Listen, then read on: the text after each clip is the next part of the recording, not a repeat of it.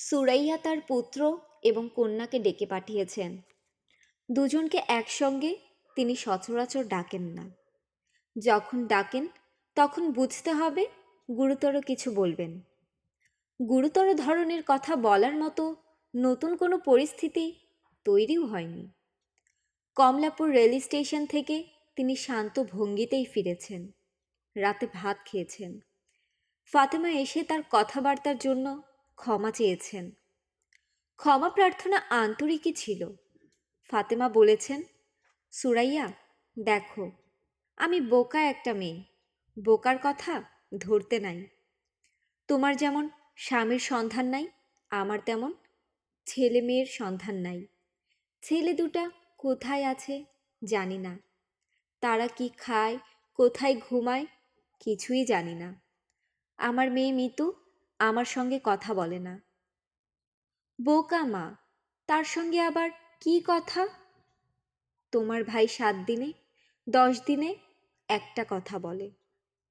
আমি কোনো গল্প করতে শুরু করলে পাশ ফিরে ঘুমিয়ে পড়ে। এখন সুরাইয়া, তুমি যদি আমার কথা ধরো, আমি কি করব? বলেই ফাতেমা কাঁদতে শুরু করলেন। কোনো মেকি কান্না না, হাউমাউ করে কান্না। সুরাইয়া বললেন, তিনি কিছুই মনে করেননি। ভাবির উপর তার কোনো রাগ নাই। রাগ থাকলে তিনি ফিরে আসতেন না। তিনি ছেলে মেয়েদের উপর রাগ করে চলে গিয়েছিলেন। কাজেই বাড়ির পরিস্থিতি এখন খুবই স্বাভাবিক বলা চলে। এই স্বাভাবিক পরিস্থিতিতে পুত্রকন্যাকে ডেকে পাঠানোর অর্থ সুপ্রভা এবং ইমন কেউই বুঝতে পারছে না। দুজনই একসঙ্গে ঘরে ঢুকল। সুপ্রভার চোখে ভয়। ইমনকে দেখে কিছু বোঝা যাচ্ছে না। সুরাইয়া চুল আঁচড়াচ্ছিলেন। একসময় তার মাথা ভর্তি চুল ছিল, এখন চুল খুবই পাতলা হয়ে গেছে। চিরুনি ধরতেই ভয় লাগে। মাথায় চিরুনি ছোঁয়ালেই গাদা গাদা চুল উঠে আসে। তিনি সুপ্রভার দিকে তাকিয়ে বললেন, তোমরা বসো। ইমন খাটে এসে বসল। সুপ্রভা দরজা ধরে আগের জায়গাতেই দাঁড়িয়ে রইল। কেমন আছো তোমরা? ইমন বলল, ভালো। সুপ্রভা মনে মনে বলল, আসল কথা বলে ফেলো মা, টেনশন লাগছে। বেশিক্ষণ এরকম টেনশনে থাকলে আমারও তোমার মতো চুল পেকে যাবে। সুরাইয়া সুপ্রভার দিকে তাকিয়ে বললেন, তোমাকে না বসতে বললাম, তুমি দরজা ধরে দাঁড়িয়ে আছো কেন? সুপ্রভা ভাইয়ের পাশে বসল এবং মনে মনে বলল, তোমার ভয়ে দরজা ধরে দাঁড়িয়ে আছি মা, যাতে বিপদ দেখলেই দৌড়ে পালাতে পারি। সুরাইয়া বললেন, তোমাদের 2 ভাই বোনকে ডেকেছি একটা প্রশ্ন জিজ্ঞাসা করার জন্য। তোমরা সত্যি জবাব দেবে। তোমাদের কি ধারণা আমার মাথা খারাপ হয়ে গেছে? গাদাখানিক কথা বলার দরকার নেই, হ্যাঁ কিংবা না। ইমন বলল, না। আমাকে ভয় পেয়ে কিছু বলার দরকার নেই। তোমাদের কি ধারণা সেটা খোলাখুলি বলো। সুপ্রভা মনে মনে বলল, খোলাখুলি বললে তুমি আমাকে মোরব্বা বানিয়ে ফেলবে।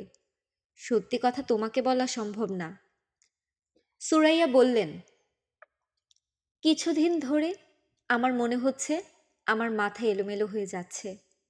তোমাদের সঙ্গে খারাপ ব্যবহার করছি না? সুপ্রভা তুমি বলো, আমি কি তোমার সঙ্গে খারাপ ব্যবহার করি?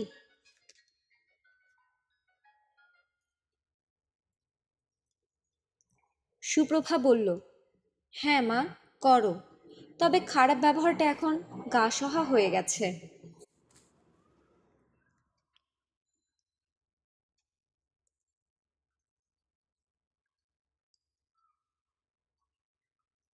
খারাপ ব্যবহার তুমি যখন করো তখন মনে হয় সব ঠিক আছে। যখন ভালো ব্যবহার করো তখন মনে হয় কোনো একটা গন্ডগোল হয়েছে।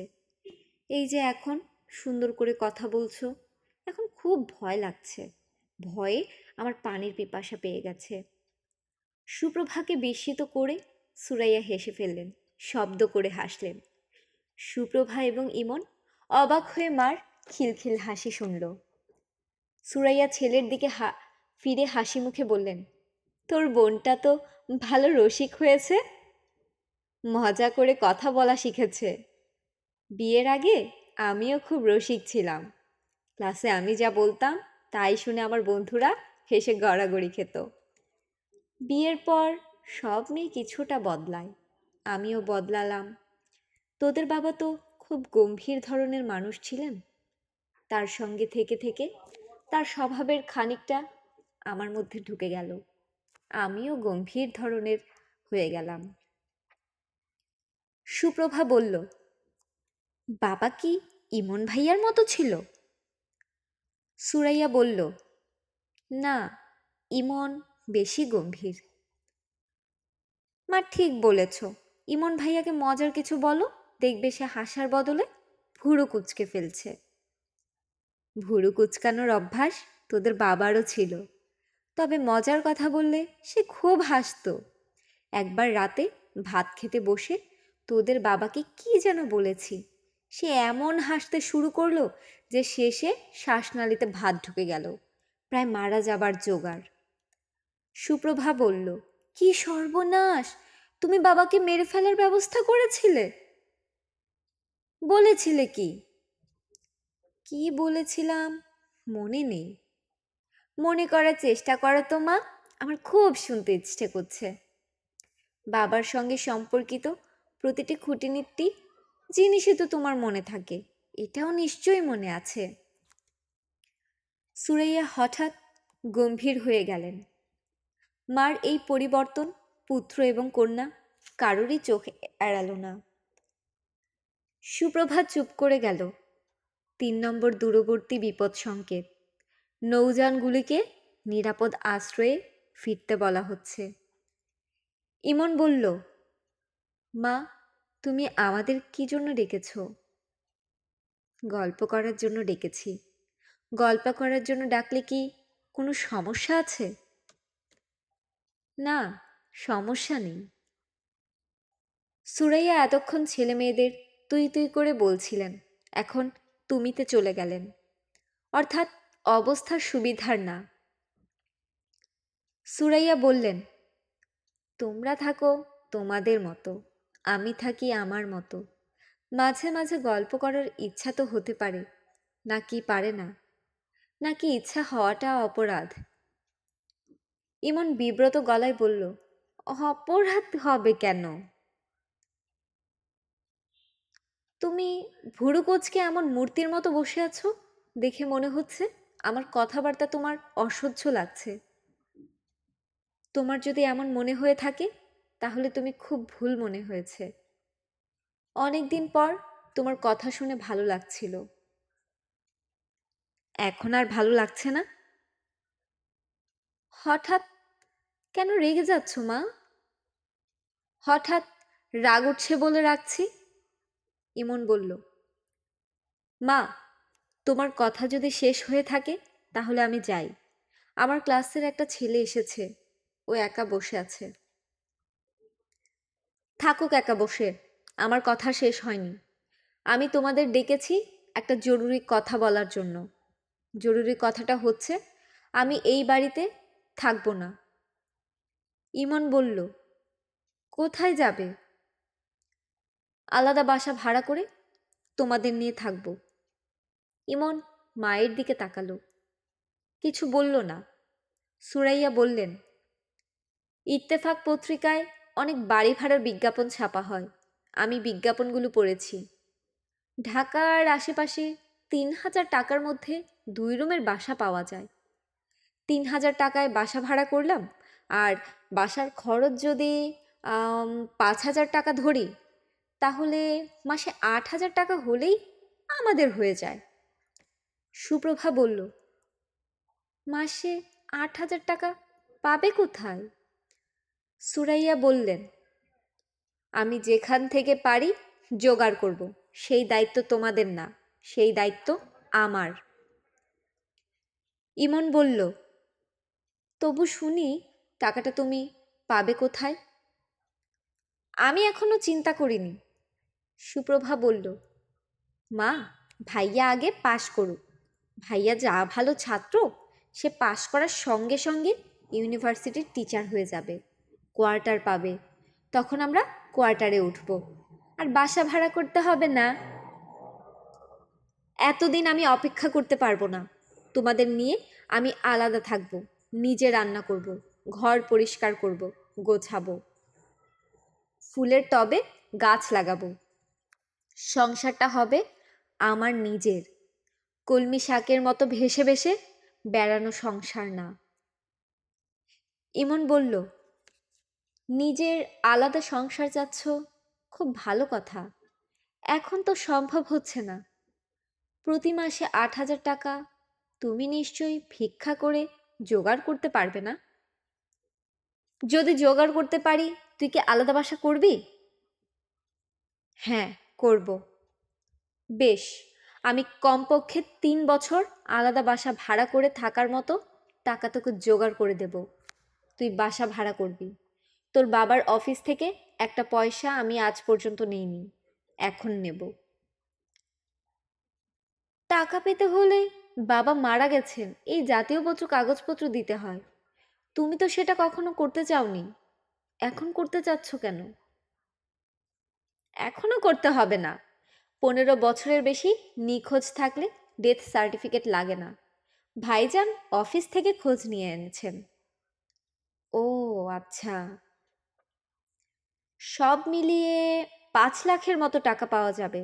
এই টাকায় তোর চাকরি না হওয়া পর্যন্ত আমরা বাসা ভাড়া করে থাকতে পারবো। পত্রিকায় একটা বাড়ি ভাড়ার বিজ্ঞাপন উঠেছে, আমার খুব পছন্দ হয়েছে, দাগ দিয়ে রেখেছি। মন দিয়ে শোন, পড়ে শোনাচ্ছি। সুরাইয়া পত্রিকা হাতে নিলেন। সুপ্রভা মনে মনে বলল, কি সর্বনাশ, মা আবার আমাদের কি যন্ত্রণায় ফেলার ব্যবস্থা করছে। তোরা মন দিয়ে শোন।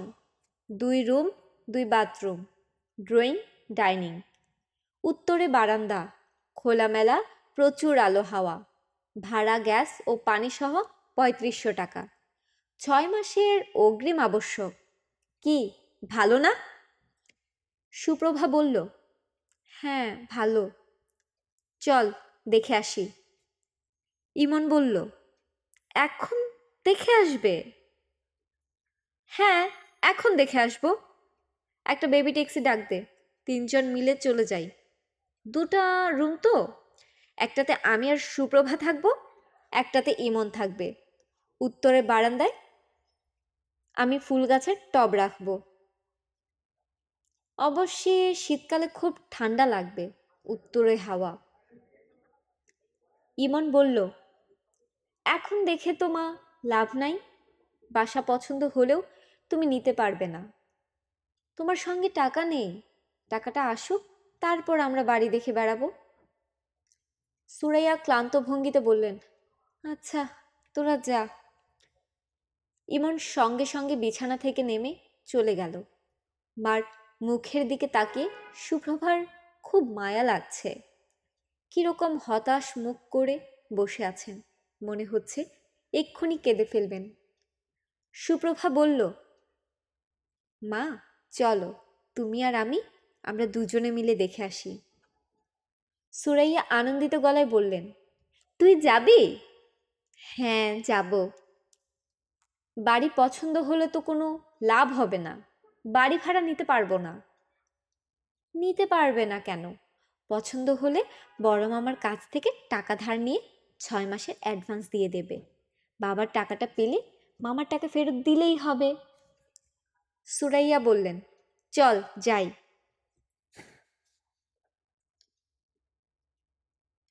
মিতু আপাকে সঙ্গে নেব মা? কাউকে সঙ্গে নিতে হবে না, তুই আর আমি যাই।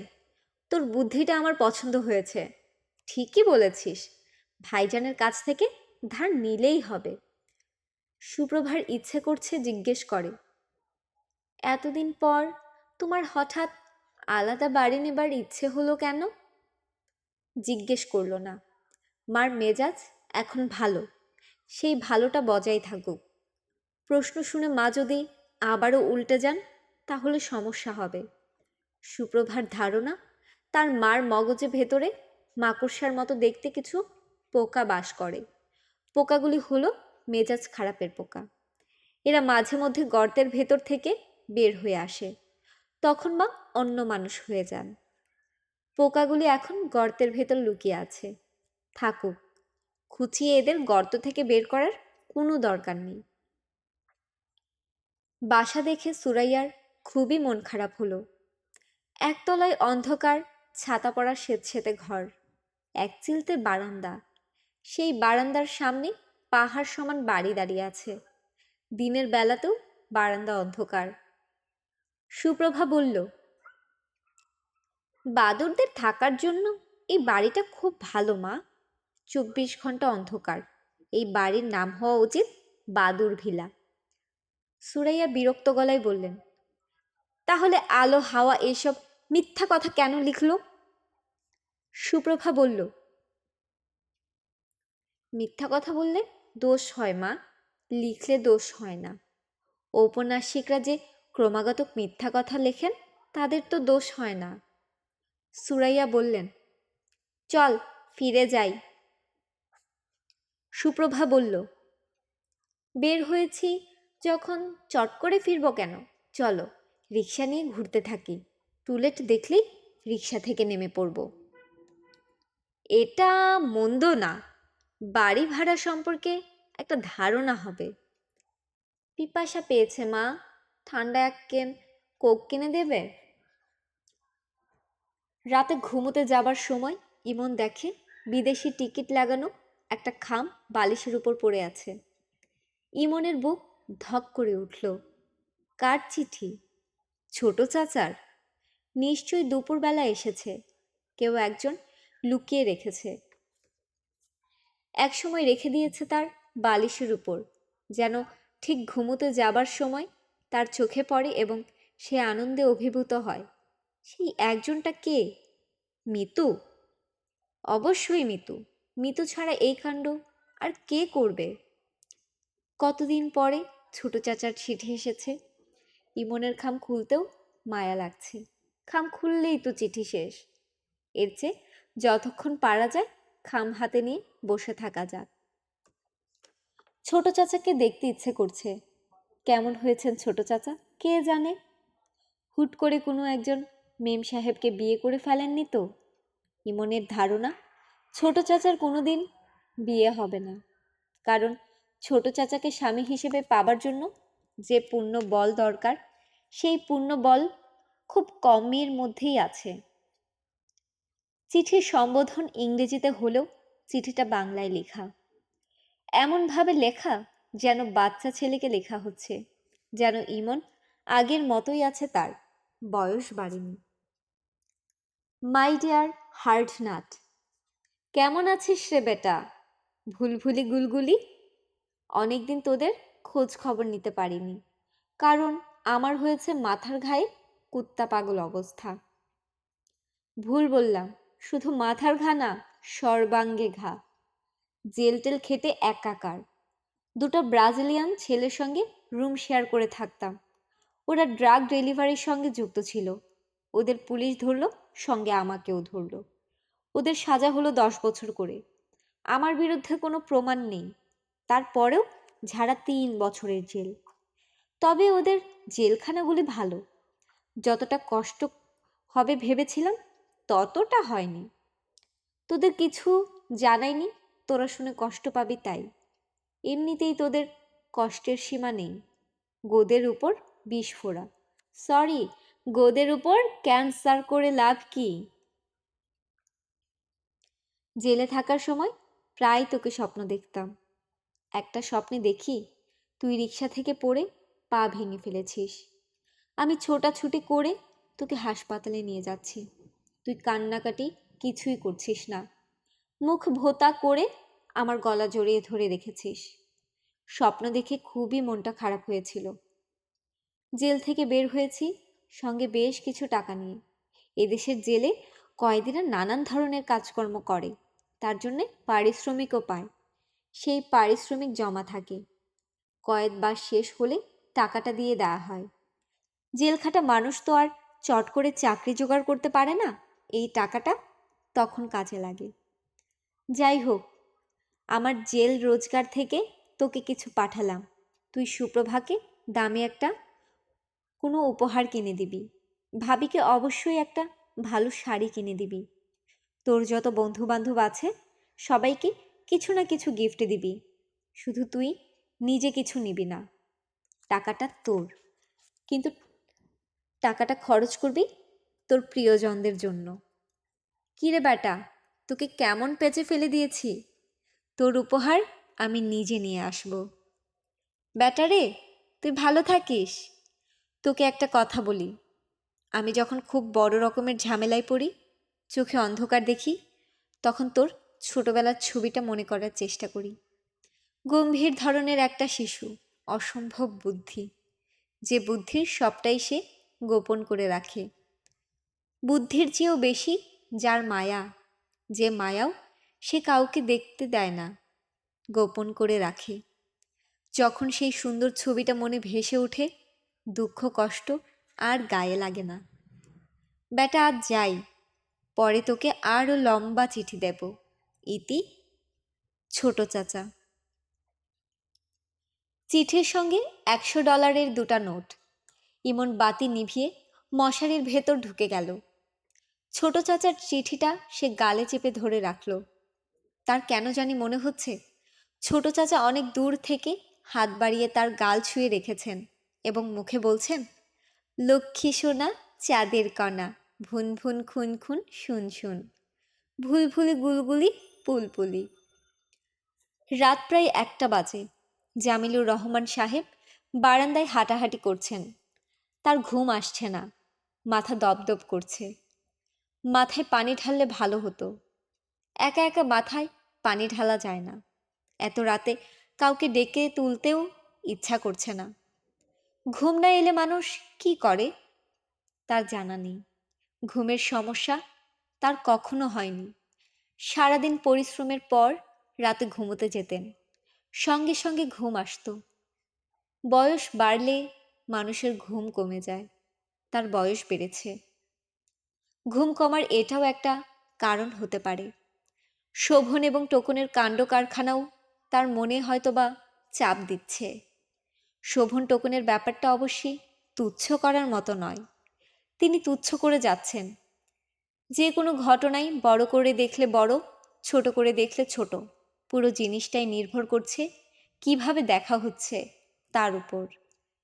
সুরাইয়ার স্বামী হারিয়ে গেছে, এই ঘটনাটাকে অনেক বড় করে দেখছে বলে আজ সুরাইয়ার এই অবস্থা। মানুষ হারিয়ে যাওয়া তেমন কোনো বড় ব্যাপার না। যুবক ছেলে বিগড়ে যাওয়াও কোনো বড় ব্যাপার না। সূত্রাপুর থানার ওসি সাহেবকেও তিনি তাই বললেন।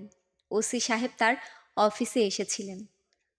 মাই ডিয়ার ধরনের অমায়িক ভদ্রলোক। পায়জামা পাঞ্জাবি পরে এসেছিলেন বলে মনে হচ্ছিল কোনো কলেজের বাংলার শিক্ষক। পান খাচ্ছিলেন বলে ঠোঁটও লাল হয়ে আছে। চোখে মোগলি ফ্রেমের চশমা। কে বলবে পুলিশের লোক। কথাবার্তাও অত্যন্ত ভদ্র। শান্ত স্বরে বললেন, আপনার 2 ছেলে সম্পর্কে কিছু কথা বলার জন্য এসেছিলাম। জামিলুর সাহেব বললেন, বলুন। ওসি সাহেব দীর্ঘ নিঃশ্বাস ফেলে বললেন, সোসাইটি কোন দিকে যাচ্ছে দেখুন। ইয়াং সব ছেলে, ব্রাইট এনার্জেটিক ইয়াং ম্যান, সব বিগড়ে যাচ্ছে। বাবা মা কিছু করতে পারছে না। আমরা পুলিশের লোক, আমাদের হাত পা বাঁধা। আমরা হচ্ছি হুকুমের চাকর। যেরকম হুকুম সেরকম কাজ। জামিলুর রহমান বললেন, আপনার কথাবার্তা ঠিক বুঝতে পারছি না। আপনার উপর হুকুমটা কি? আপনার 2 ছেলের নামেই ওয়ারেন্ট বের হয়েছে। ওরা কি করেছে? কয়েকটা মামলাই আছে। আর্মড রবারি, একটা খুনের মামলাও আছে। ও আচ্ছা, তবে চিন্তার কিছু নেই। চিন্তার কিছু নেই কেন? অ্যারেস্ট না হওয়া পর্যন্ত চিন্তা কি বলুন? অবশ্যই অ্যারেস্ট হলে চিন্তার ব্যাপার আছে। নন বেলারেবল ওয়ারেন্ট, জামিন হবে না, দীর্ঘদিন মামলা চলবে। অবশ্যই মামলাতে শেষটাই কিছু হবে না। এইসব মামলায় সাক্ষী পাওয়া যায় না। কেউ সাক্ষী দিতে চায় না, সব বেকসুর খালাস, সেটাও 2-3 বছরের ধাক্কা। সবচেয়ে ভালো বুদ্ধি হচ্ছে অ্যারেস্ট না হওয়া, শুধু দেখতে হবে যেন অ্যারেস্ট না হয়। আপনারা তাদের খুঁজে বের করবেন না? ওসি সাহেব গলা নিচু করে বললেন, আপনার সঙ্গে একটা অ্যারেঞ্জমেন্টে আসা যাক। মাসে আপনি 50,000 টাকা করে দেবেন, বাকিটা আমরা দেখব। প্রতি মাসে আপনাদের 50,000 করে টাকা দিতে হবে কেন?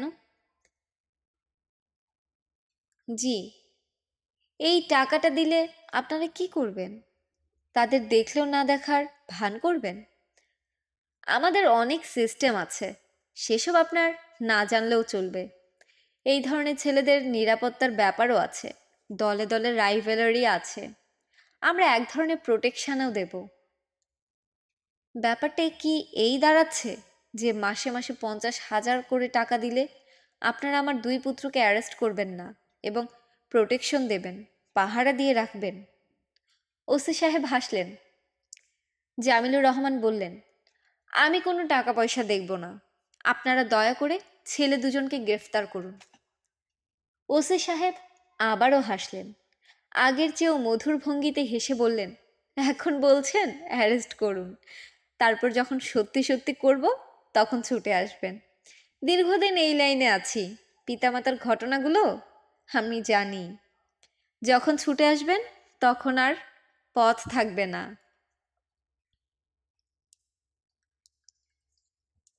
ওসি সাহেব, আমি ছুটে আসব না। ওদের বিরুদ্ধে মামলা খুব শক্ত, খুন যদি প্রমাণ হয় ফাঁসি টাসিও হয়ে যেতে পারে। অপরাধ করলে শাস্তি পাবে। ঠিকই বলেছেন, ক্রাইম অ্যান্ড পানিশমেন্ট, দস্তয়েভস্কির লেখা অসাধারণ বই, ছাত্র জীবনে পড়েছিলাম। পুলিশে ঢোকার পর পড়াশোনা বন্ধ। ভাই, তাহলে উঠি, পরে আসবো, আপনার সঙ্গে আরও আলাপ আছে। জি আচ্ছা। জামিলুর রহমান বিরক্ত মুখে সারা দুপুর অফিসে বসে রইলেন, বিরক্ত এবং চিন্তিত। পুলিশ যখন বলে আরও আলাপ আছে, তখন শঙ্কিত হওয়া ছাড়া পথ থাকে না, কারণ পুলিশের আলাপ শেষ হতে চায় না। আলাপ চলতেই থাকে, আলাপের শাখা প্রশাখা বের হতেই থাকে। তিনি বাড়ি ফিরলেন সকাল সকাল। বলতে গেলে সারাটা সন্ধ্যা বারান্দায় কাঠের চেয়ারে ঝিম ধরে বসে রইলেন। তার মন ভালো নেই, তিনি চিন্তিত। তাকে দেখে এটা কেউ বুঝল না। ফাতেমা তাকে চা দিতে এসে বলল এবং ঝগড়া বাঁধিয়ে দিলেন। থমথমে গলায় বললেন, তোমার সঙ্গে আমার একটা ফাইনাল কথা আছে। জামিলুর রহমান ক্লান্ত গলায় বললেন, বলো। আমি এই বাড়িতে থাকবো না, তুমি আমাকে আলাদা ফ্ল্যাট করে দেবে। আমি সেই ফ্ল্যাটে আমার ছেলে মেয়েদের নিয়ে থাকবো। এখানে থাকতে সমস্যা কি? এখানে আমি কেন থাকবো? এখানে আমার কে আছে? ছেলেরা আছে, না মেয়ে আছে, নাকি তুমি আছো? তাহলে থাকবো কেন? জীবনে তুমি কি একটা মিষ্টি করে কথা বলেছো আমাকে? একটা শাড়ি কিনে আমাকে বলেছো, ফাতেমা, তোমার জন্য এই শাড়িটা কিনলাম? বলেছো? কথা বলছো না কেন? আহ, খুব মাথা ধরেছে, কথা বলতে ইচ্ছা করছে না। মাথা তো ধরবেই, আমাকে দেখলেই সবার মাথা ধরে যায়। এক কাজ করো, আমাকে বাদ দিয়ে দাও। বাদ দিয়ে এমন কাউকে নিয়ে আসো যাকে দেখলে মাথা ধরবে না, যাকে দেখলে গলা মিষ্টি হয়ে যাবে। মিষ্টি মিষ্টি গলায় বলবে, চান সোনা, ময়না সোনা। ফাতেমা কথা বলে যাচ্ছেন, জামিলুর রহমান চায়ের কাপে চুমুক দিচ্ছেন। মনে হচ্ছে তিনি অদৃশ্য একটা গোলকের ভেতর বসে আছেন। গোলকের বাইরে যারা আছে তাদের কারো সঙ্গেই তার যোগ নেই। এখন নিশুতি রাত, তিনি বারান্দার এ মাথা থেকে ও মাথায় যাচ্ছেন। মাথা দপদপ করছে, কিচ্ছু ভালো লাগছে না। তার ছেলেরা খুনের মামলায় জড়িয়ে গেছে। খুন? তিনি নিজে অর্থবিত্তের পাহাড় বানাতে বসেছেন। কার জন্যে এবং কেন? হঠাৎ তার ইচ্ছে করল পা থেকে স্যান্ডেল জোড়া খুলে হাঁটতে শুরু করেন। গেট খুলে বাইরে নামবেন, তারপর রাস্তা দিয়ে হাঁটতে শুরু করবেন। কখনোই পেছন ফিরে তাকাবেন না। হাঁটতে হাঁটতে এক সময় হয়তো সমুদ্রের কাছে পৌঁছে যাবেন। জামিলুর রহমান তার শরীরে এক ধরনের উত্তেজনা অনুভব করলেন। তাকালেন গেইটের দিকে। সামান্য হাঁটলেই গেট, গেট খুললেই রাস্তা। তিনি ছোট্ট করে নিঃশ্বাস ফেললেন। তিনি বুঝতে পারছেন তার এই উত্তেজনা সাময়িক, কিছুক্ষণের মধ্যেই উত্তেজনা কমে যাবে। তিনি হাত মুখ ধুয়ে বিছানায় ঘুমোতে যাবেন। ফাতেমার পাশে গিয়ে শুয়ে পড়বেন। ঘরে জ্বলবে 0 পাওয়ারের আলো। সেই আলোয় সব কিছু ঘোলাটে এবং অস্পষ্ট দেখায়। তিনি এমনভাবে শুবেন যেন ফাতেমার মুখ দেখতে না হয়। ফাতেমার নাকে কি সমস্যা হয়েছে? নাক দিয়ে শ্বাস নিতে পারে না, হাঁ করে ঘুমায়। হাঁ করে মুখ দেখতে কদাকার লাগে। ফাতেমার বিশাল শরীর হয়েছে, নিঃশ্বাসের সঙ্গে সঙ্গে তার প্রকাণ্ড ভুঁড়ি উঠানামা করে। সেটা দেখতেও কদাকার লাগে। অনেক কাল আগে ফাতেমা নামের একটা কিশোরী মেয়েকে তিনি বিয়ে করেছিলেন। মেয়েটা তার বুকের কাছে মাথা এনে 2 হাতে তাকে জড়িয়ে না ধরে ঘুমোতে পারত না। কোথায় গিয়েছে সেই সব দিন? আজ তার পাশে মৈনাক পর্বত হাঁ করে ঘুমিয়ে থাকে। ঘুমের ঘোরে ফাতেমা যখন হাত বাড়ায়, তিনি অতি সাবধানে সেই হাত সরিয়ে দেন, যেন ফাতেমার ঘুম না ভাঙে।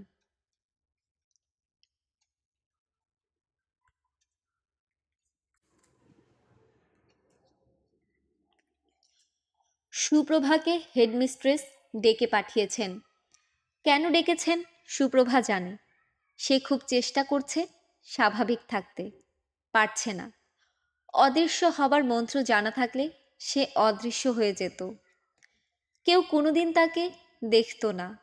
সে সবাইকে দেখতে পারছে, অথচ কেউ তাকে দেখছে না। এর যে আনন্দের জীবন আর কি হতে পারে? পৃথিবীতে অদৃশ্য হবার মন্ত্র নেই বলে সে এখন দৃশ্যমান হয়ে হেডমিস্ট্রেস আপার টেবিলের সামনে দাঁড়িয়ে আছে। তার পা কাঁপছে, বুকের ভেতরটা খালি খালি লাগছে। ইসলামী আতের স্যার একটা দোয়া শিখিয়ে দিয়েছিলেন, যে দোয়া পড়লে ভয় কাটে। সুপ্রভা কিছুতেই সেই দোয়া মনে করতে পারছে না। হেডমিস্ট্রেস আপা গোলগাল ধরনের মহিলা, গায়ের রং মিশমিশে কালো। ছাত্রীরা আড়ালে তাকে ডাকে মিস বিলেক পটেটো। ব্ল্যাক ভেঙে বিলেক বানানোর কারণ কেউ জানে না, এবং তিনি মিসও নন, বিবাহিতা মিসেস। স্কুলে একটা কথা প্রচলিত আছে, মিস বিলেক পটেটো দূর থেকে রক্তচোষা গিরগিটির মতো রক্ত চুষে খেয়ে নিতে পারেন। রক্ত খাবার কারণেই তার এমন ভরভরন্ত শরীর। সুপ্রভার এখন মনে হচ্ছে রক্ত খাবার ব্যাপারে স্কুলে যে কথাটা প্রচলিত সেটা সত্যি। সে দাঁড়িয়ে থাকতে পারছে না। হাত পা কেমন যেন করছে, তার শরীর কেমন যেন করছে। সুপ্রভা। জি আপা। তুমি 3টা সাবজেক্টে ফেল করেছ, অঙ্ক, ইংরেজি, সেকেন্ড পেপার এবং ভূগোলে। কারণটা কি? সুপ্রভা মাথা নিচু করে তাকিয়ে আছে। তাকিয়ে থাকা ছাড়া তার আর কি করণীয় সে বুঝতে পারছে না। কাঁদতে পারলে ভালো হতো, কাঁদতে পারছে না।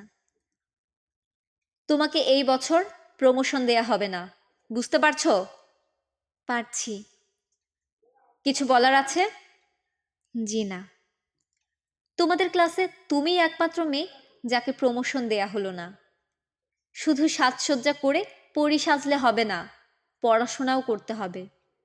আমি ঠিক করেছি সাজনী মেয়েগুলোকে স্কুলে রাখবো না, টিসি দিয়ে বিদায় করে দেব। তুমি তোমার গার্ডিয়ানকে বলবে আমার সঙ্গে দেখা করতে। জি আচ্ছা। যাও, এখন যাও। ঠোঁটে আরো বেশি করে লিপস্টিক দাও। সুপ্রভা হেডমিস্ট্রেস আপার ঘর থেকে বের হলো। সে এখন কি করবে? বাসায় ফিরে মাকে সে ফেল করার কথা বলতে পারবে না। মা তাকে খুন করে ফেলবেন, অবশ্যই খুন করে ফেলবেন, কিংবা দোতলার বারান্দা থেকে ধাক্কা দিয়ে নিচে ফেলে দেবেন। মা পুরোপুরি সুস্থ মানুষ না। বাবা থাকলে হয়তো তিনি মাকে সামলাতেন।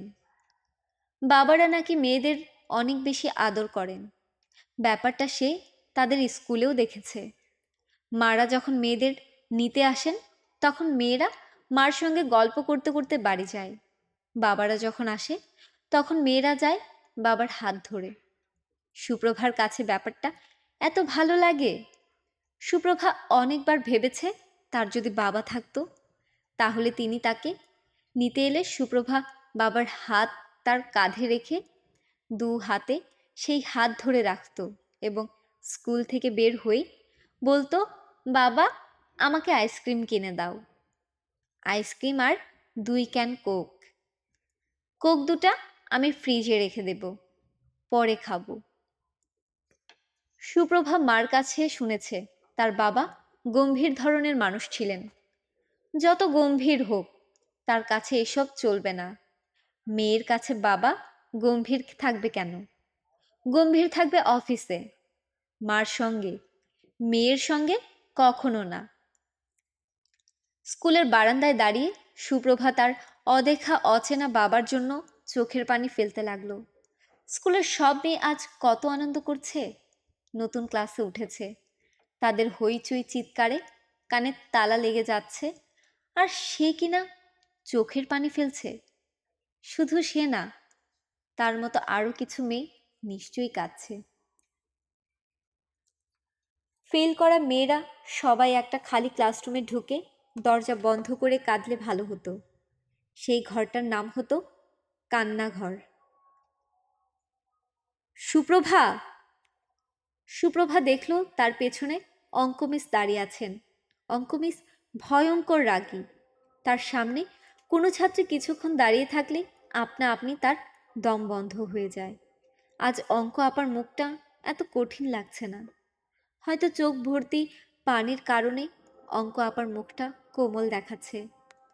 অঙ্ক আপা কিছু বলার আগেই সুপ্রভা বলল, আপা, আমি ফেল করেছি। অঙ্ক আপা সুপ্রভার কাঁধে হাত রাখলেন, কোমল গলায় বললেন, কেঁদো না, যাও, বাসায় যাও। সামনের বছর খুব ভালো মতো পড়াশোনা করবে। প্রতিদিন স্কুলের শেষে আমার কাছে অঙ্ক করবে, ঠিক আছে? জি আচ্ছা আপা। আমি হেডমিস্ট্রেস আপাকে অনুরোধ করেছিলাম তোমাকে প্রমোশন দিয়ে দেওয়ার জন্য। বলেছিলাম অঙ্কটা আমি টেক কেয়ার করব। আপাকে রাজি করাতে পারিনি। এসো, আমার কাছে এসো, তোমাকে আদর করে দিই। সুপ্রভা বিস্ময়ে আবির্ভূত হলো।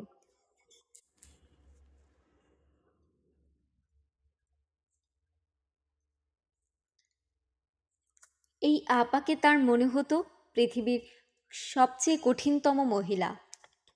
অথচ তিনি ফেল করা একটা মেয়েকে এইভাবে জড়িয়ে ধরতে পারেন, চোখের পানি মুছে মাথায় চুমু দিতে পারেন। মানুষ এত ভালো হয়? সুপ্রভা ঠিক করে ফেলল সে আর কখনো মানুষের বাইরের রূপ দেখে মানুষকে বিচার করবে না। মানুষের বাইরের রূপ এবং ভেতরের রূপ কখনোই একরকম হয় না। জামিলুর রহমান সাহেব আজ অফিসে দেরি করে এসেছেন। অফিসে ঢুকতেই তার ম্যানেজার বলল, স্যার, আপনার ভাগ্নি এসেছে, আপনার ঘরে বসে আছে, খুব কান্নাকাটি করছে। কেন? জানি না স্যার, জিজ্ঞেস করেছিলাম, কিছু বলে না, শুধু কাঁদে। ফ্রিজে কোক আছে? জি স্যার। তাকে কোক দাও, গ্লাসে বরফ দিয়ে দিও। মেয়েটা আবার খুব ঠান্ডা না হলে খেতে পারে না। জামিলুর রহমান ঘরে ঢুকলেন। সুপ্রভা চেয়ারে বসে টেবিলে মাথা রেখে কাঁদতে কাঁদতেই ঘুমিয়ে পড়েছে। মার সঙ্গে ঝগড়া টগড়া নিশ্চয়ই হয়েছে। জামিলুর রহমানের অত্যন্ত মন খারাপ হলো। আহা বেচারি, গালে চোখের পানি শুকিয়ে বসে গেছে। কি অসহায় লাগছে মেয়েটাকে। অন্যদিন অফিসে ঢুকে সে নিজেই কোকের ক্যান বের করে, আজ তাও করেনি। ঘরের ভেতরটা গরম গরম লাগছে। শীতকাল হলেও দুপুরে ঘরতে তেতে ওঠে। মেয়েটা নিশ্চয়ই গরমে কষ্ট পাচ্ছে। জামিলুর রহমান অতি সাবধানে ফ্যানটা ছাড়লেন। শব্দ শুনে মেয়েটা জেগে না যায়। ঘুমোচ্ছে ঘুমোক। সুপ্রভা ফ্যানের সামান্য আওয়াজেই জেগে উঠল। জামিলুর রহমান বললেন, তোকে কতবার বলেছি অফিসে না আসতে, আবার এসেছিস? সুপ্রভা জবাব দিল না। তিনি কোকের ক্যান এগিয়ে দিতে দিতে বললেন, কোক খেতে খেতে বল, কান্নাকাটি কিসের? কি এমন হয়েছে যে কেঁদে বুক ভাসিয়ে দিতে হবে, কাঁদতে কাঁদতে ঘুমিয়ে পড়তে হবে? সুপ্রভা নিচু গলায় বলল, মামা, আজ আমাদের রেজাল্ট হয়েছে। ফেল করেছিস? হ্যাঁ। ফেল তো করবি, পড়াশোনার সঙ্গে কোনো যোগ নাই। সারাদিন হাসাহাসি, ঝাপাঝাপি, দৌড়াদৌড়ি, অফিসে ঘোরাঘুরি। এখন আর কেঁদে কি হবে? বাসায় মাকে কি বলবো? এই দুশ্চিন্তাটা আগে করলে তো আর পরীক্ষায় ফেল করতি না।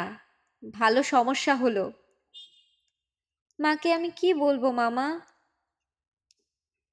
তুই কিছু বলিস না, যা বলার আমি বলবো।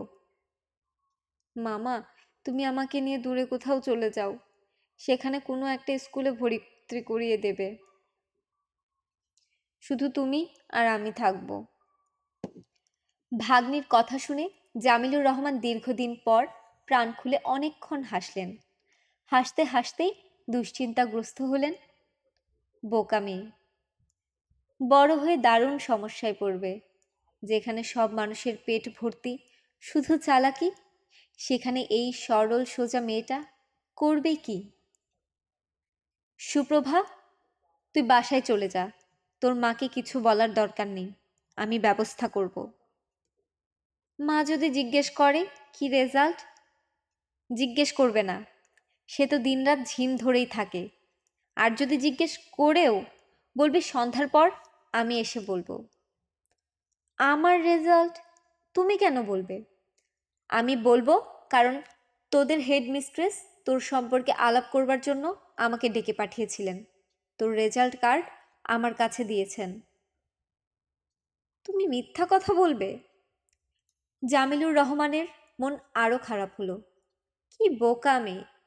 তিনি মিথ্যা কথা বলবেন শুনে সে আঁতকে উঠেছে। বোকা মেয়ে জানে না যে জগৎটাই চলছে মিথ্যের উপরে। সত্যি কথা এখন শুধু বলে পাগলরা। কোক খা। কোক খেতে ইচ্ছা করছে না মামা। খেতে ইচ্ছা করবে না কেন? খা। দে গ্লাসে খানিকটা আমাকেও ঢেলে দে, খেয়ে দেখি কি এমন জিনিস যে রোজ খেতে হয়। কোক খেতে খেতে জামিলুর রহমান ঠিক করে ফেললেন তিনি সুপ্রভার স্কুলে যাবেন। হেডমিস্ট্রেসকে বলবেন, আমি আপনার স্কুলে কিছু ডোনেশন করতে চাই। আমি দরিদ্র মানুষ, আমার সাধ্য সীমিত। 50,000 টাকার একটা চেক সাথে করে এনেছি, যদি গ্রহণ করেন খুশি হব। পরে আরও বেশি কিছু করার ইচ্ছা আছে, আপাতত এইটা নিন। এতেই কাজ হবার কথা, এর চেয়ে কমেও কাজ হবে। তবে তিনি কোনো রিস্ক নেবেন না। সুপ্রভার প্রমোশনটা দরকার। মেয়ে ফেল করেছে শুনলে তার মা অত্যাচার করবে। যত দিন যাচ্ছে সুরাইয়া ততই যেন কেমন হয়ে যাচ্ছে। আজকাল কথা বললেও মন দিয়ে শোনে না, কেমন শূন্য দৃষ্টিতে তাকিয়ে থাকে। মাথা পুরোপুরি নষ্টই হয়ে গেছে। তার জন্য কিছু করা দরকার। কি করবেন তাও তিনি জানেন না। নিজের কাজকর্ম নিয়ে ব্যস্ত থাকেন, সংসারের দিকে তাকানো হয় না। রাত 8টার দিকে আকাশ অন্ধকার করে বৃষ্টি নামল। একতলার বারান্দায় বেতের চেয়ারে বসে সুপ্রভা বৃষ্টি দেখছিল। আসলে বৃষ্টি দেখছিল না, অপেক্ষা করছিল তার মামার জন্য। তিনি এত দেরি করছেন কেন? সুরাইয়া এখনো তার মেয়েকে ডেকে কিছু জিজ্ঞেস করেননি। সুপ্রভা জানে এই কাজটা তার মা করবেন, এক্ষুনি হয়তো ডাকবেন। তার আগে আগেই মামার বাড়িতে আসা খুব দরকার। মামা কিছু করতে পারবেন বলে তার মনে হয় না। মিনিস্টার টিনিস্টার হলে হয়তো পারতেন। গত বৎসর মিনিস্টারের এক মেয়ে ফিল করেছিল। মিনিস্টার সাহেব স্কুলে এসেছিলেন। তাকে ফুলের মালা দেয়া হলো, চা খাওয়ানো হলো এবং মেয়ে পাশ হয়ে উপরের ক্লাসে উঠে গেল। সুপ্রভা, সুপ্রভা তাকিয়ে দেখে মিতু। হাসি হাসি মুখ। তুই এখানে মূর্তির মতো বসে আছিস? দারুণ ব্যাপার হচ্ছে, শিল পড়ছে। আয়, শিল কুড়াই। ইচ্ছা করছে না আপা। ইচ্ছা না করলেও আয়। তোর হয়েছে কি? সারাদিন মুখ ভোতা করে আছিস। আমার খুব মাথা ধরেছে। আমি শিল কুড়াবার জন্য ছাদে যাচ্ছি। ঢং করিস না, তুইও আয়। মাথা ব্যথা কমানোর জন্য তোকে 5 মিনিট সময় দিলাম। 5 মিনিটের মধ্যে ছাদে না এলে কঠিন শাস্তি দেব। মিতু চলে যাবার পরপরই বুয়া এসে সুপ্রভাকে বলল, আপনারে আপনার আম্মা ডাকে। সুপ্রভা মার ঘরের দিকে রওনা হলো। তার পা কাঁপছে, কিন্তু আশ্চর্য কারণে মনটা শান্ত। সুরাইয়া খাটে পা ঝুলিয়ে বসেছিলেন। গত রাতে তার 1 ফোঁটা ঘুম হয়নি বলে চোখের নিচে কালি পড়েছে। তাকে খুবই ক্লান্ত এবং অসুস্থ লাগছে। তার সামনে খবরের কাগজ। সেখানে বাড়ি ভাড়ার বিজ্ঞাপনগুলো তিনি পড়ছেন এবং দাগ দিচ্ছেন। একটা বিজ্ঞাপন তার পছন্দ হয়েছে। শরীরটা ভালো লাগলে দেখে আসতেন। সারাদিন শরীর ভালো লাগেনি, এখন একটু ভালো লাগছে। এত রাতে তো আর বাড়ি দেখতে যাওয়া যায় না। সুরাইয়া মেয়েকে ঢুকতে দেখে বললেন, আজ না তোদের রেজাল্ট দেবার কথা? রেজাল্ট হয়েছে? সুপ্রভা বলল, হ্যাঁ। হ্যাঁটা খুব সহজভাবে বললেও সুপ্রভার বুক ধকধক করছে। এখনই প্রশ্ন করা হবে, রেজাল্ট কি? সুপ্রভা মনে মনে উত্তর ঝালিয়ে নিল। উত্তরটা হচ্ছে, রেজাল্ট কি আমি জানি না মা, বড় মামা জানেন। হেডমিস্ট্রেস বড় মামাকে স্কুলে ডাকিয়ে নিয়ে গেছেন, তার কাছে রেজাল্ট দিবেন। তবে আমার ধারণা পাশ করেছি। সুরাইয়ার রেজাল্ট কি জানতে চাইলেন না। খবরের কাগজটা মেয়ের দিকে বাড়িয়ে দিয়ে আগ্রহের সঙ্গে বললেন, বাসা ভাড়ার এই বিজ্ঞাপনটা পড়ে দেখ, সস্তার মধ্যে খুব ভালো। সুপ্রভা বিজ্ঞাপন পড়ল। 2 রুম, ড্রয়িং, ডাইনিং, প্রশস্ত বারান্দা, সাউথ ফেসিং, প্রচুর আলো বাতাস, ভাড়া লাইট গ্যাস সহ 3000 টাকা। কি রে, ভালো না? হ্যাঁ। আমি আর তুই আমরা একটা ঘরে থাকলাম। ইমনের জন্য একটা ঘর ছেড়ে দিলাম। বাসাটা কোন তলায়? সেটা তো লেখেনি। টেলিফোন নাম্বার আছে, টেলিফোন করে দেখতো বাড়িওয়ালাকে পাওয়া যায় কি না। আচ্ছা, সব ডিটেল জেনে নিবি। ফ্ল্যাট বাড়ি কি না, কয়জন ভাড়াটে থাকেন, এই সব। কথাবার্তা ভালো মনে হলে কাল তোকে নিয়ে যাব। স্বস্তির নিঃশ্বাস ফেলে সুপ্রভা চলে যাচ্ছিল। সুরাইয়া হঠাৎ ডাকলেন, সুপ্রভা শোন। সুপ্রভা থমকে দাঁড়ালো। সুপ্রভা বললেন, তোর রেজাল্ট কি? সুপ্রভা নিচু গলায় বলল, মা আমি ফেল করেছি। ফেল করেছিস? হ্যাঁ, 3 সাবজেক্টে ফেল করেছি, প্রমোশন দেয়নি। ফেল করেছি কথাটা এত সহজভাবে বলতে পারলি? মুখে একবারও আটকালো না? সুপ্রভা দাঁড়িয়ে রইল, কিছু বলল না। তার পা এখন আর কাঁপছে না, কেমন যেন শান্তি শান্তি লাগছে। বুকের উপর পাষাণ চেপেছিল, সেই পাষাণ নেই।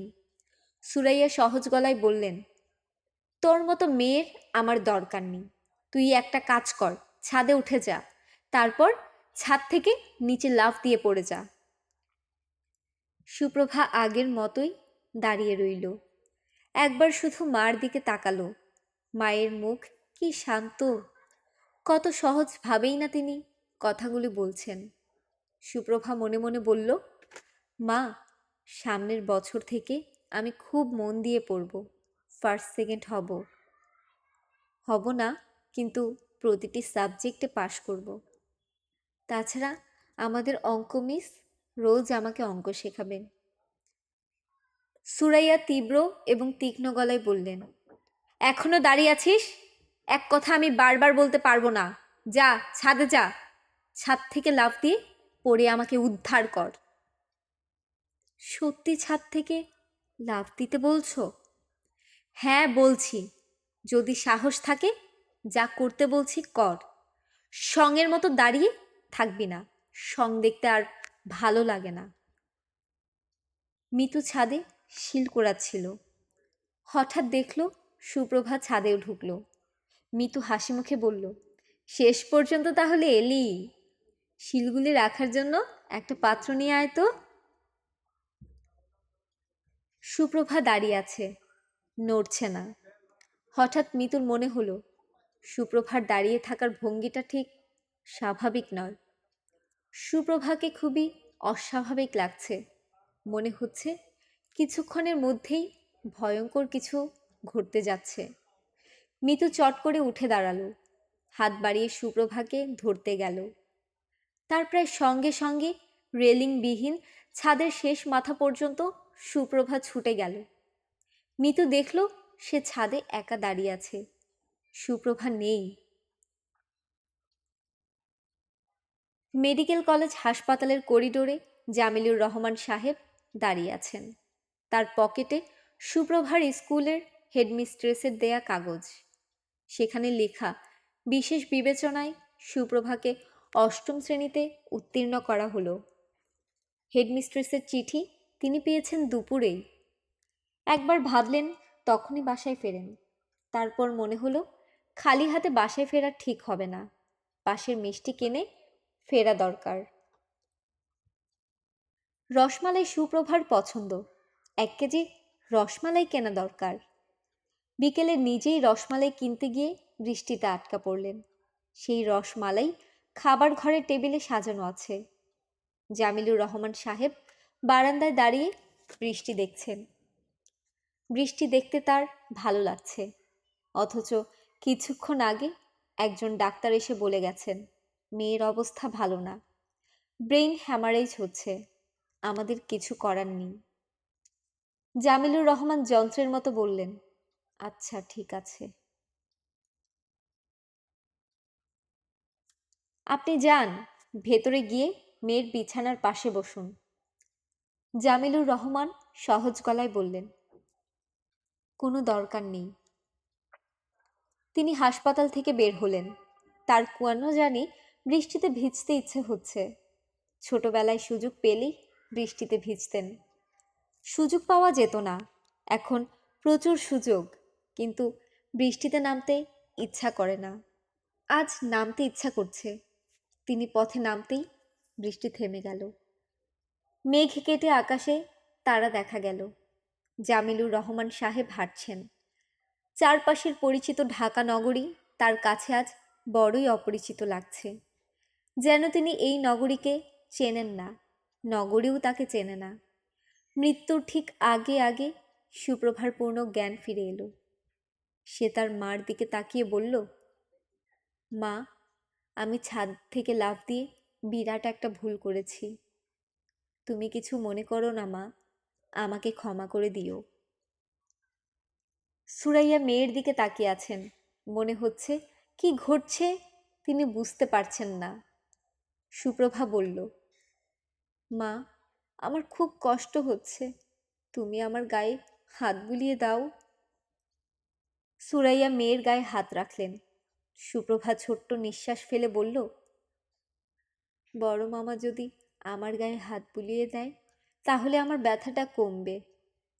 বলার পরপরই সে মারা গেল। মিতু ছুটে গেল করিডোরের দিকে। করিডোর শূন্য, সেখানে কেউ নেই। করিডোরের এক প্রান্তে রাখা টুলে ইমন বসেছিল। মিতু ইমনের কাছে গেল, শান্ত স্বরে বলল, এইভাবে চুপচাপ বসে থাকবি না, চিৎকার করে কাঁদ, আমাকে জড়িয়ে ধরে কাঁদ। কে কি মনে করবে এইসব ভাবার কোনো দরকার নেই।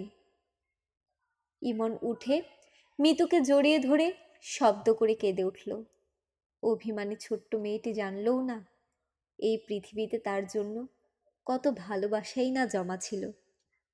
ছোট্ট সুপ্রভা, তোমার প্রসঙ্গ অপেক্ষা উপন্যাসে আর আসবে না, কারণ তোমার জন্য কেউ অপেক্ষা করে থাকবে না। মৃত মানুষদের জন্য আমরা অপেক্ষা করি না, আমাদের সমস্ত অপেক্ষা জীবিতদের জন্য। এই চরম সত্যটি না জেনেই তুমি হারিয়ে গেলে।